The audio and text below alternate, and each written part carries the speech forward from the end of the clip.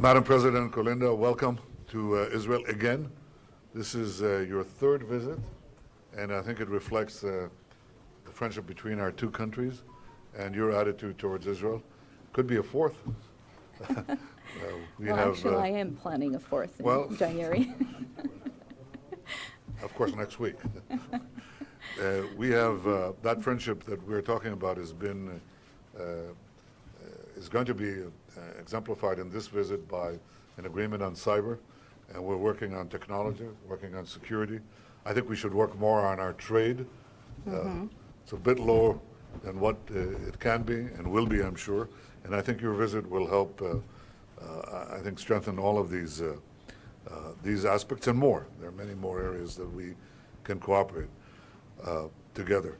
I want to extend my condolences to the Croatian people following the attack in Kabul. I know you lost a soldier and some people are wounded. We wish them a speedy recovery.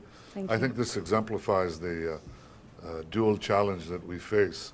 And since you're going to head the EU, I think that it's an opportunity to send this message to all the nations of Europe. The twin challenges that I think makes Israel particularly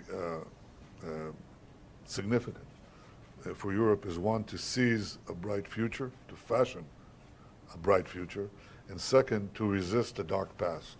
What happened in Kabul and what we're all facing, and you're facing too, is the attempt by radical Islam to bring back humanity to a very dark period. Really, I was going to say the Middle Ages, but that's a bit advanced.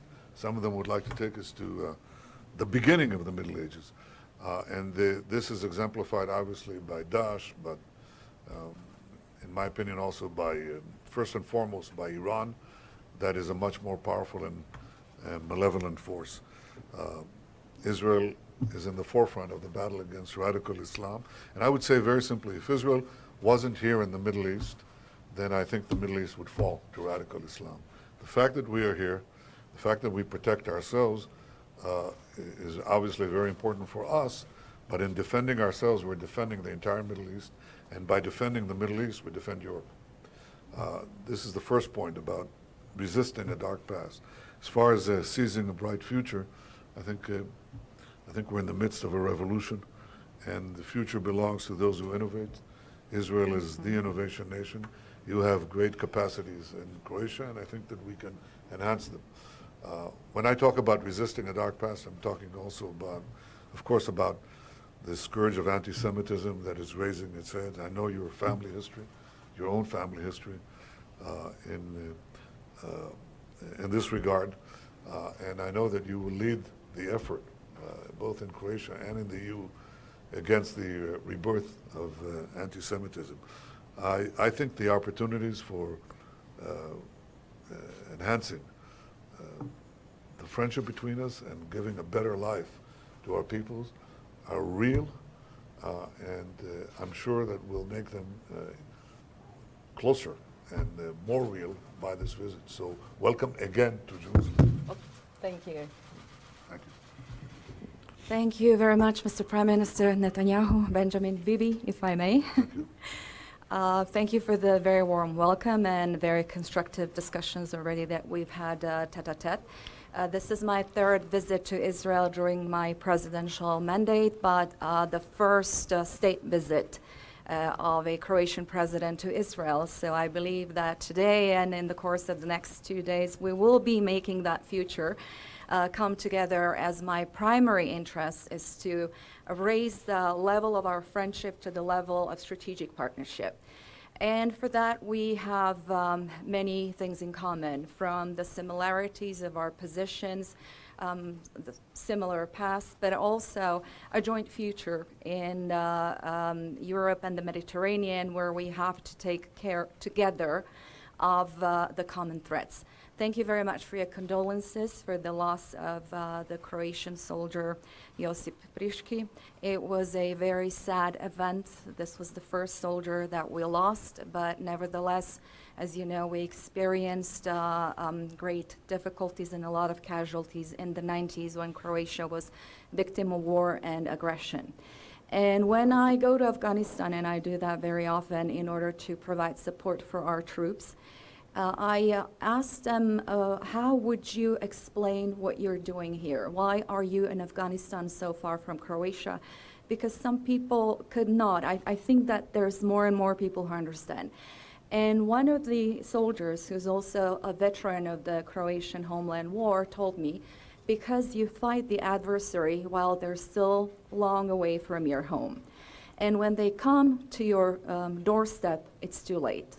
So working together in combating the threats of terrorism, of what migrations bring with them, of human trafficking, proliferation of weapons of mass destruction, etc., will be most important for the security of our nations and of our people. And I hope that in that sense we will increase our cooperation in defense industry as well, in security and intelligence, but also in many other areas. You have mentioned innovation, and this is one of the aspects that I told your ambassador before I came to Israel that I am most interested in. I congratulate you on what you have done, and I would like to see the same happening in Croatia. So we certainly will be tasking our embassy here and consulting your ambassador in Zagreb in order to improve our relations in the area of ICT, but innovation in general, in particular regarding agriculture, irrigation, and many other systems. Here with me is also the Minister of the Economy, Mr. Horvat. We are planning business delegations this year as well, so I hope that we will have business-to-business connections that will yield concrete results. As I've said, tomorrow we're going to Haifa and signing a memorandum of understanding between the ports of Rijeka, my hometown, and Haifa. And I hope it will be a first step in joining the projects of the 3 Seas Initiative, where we will be building infrastructure from the Baltic to the Adriatic to the Black Seas in order to promote growth, development, and cohesion in Europe. And that can be extended to your own project that was today presented to us by our Minister of Foreign Affairs, of building infrastructure here, because infrastructure connects people and infrastructure can do a lot to bring about peace, security, and of course, prosperity. As far as anti-Semitism is concerned, Mr. Prime Minister, I want to reassure you that in the first half of the year 2020, you will not only have a friend at the helm of the European Union, so to say so, but we have also taken care that we have several activities that address remembrance of the Holocaust and combating anti-Semitism. One of them will be an exposition in New York on the righteous among the nations in Croatia. However, there will be also other seminars in Croatia, in Serbia, and in the region, but also in the European Union on the Holocaust and remembering the Holocaust. Because too many times have we said never again, and then we saw it happen again.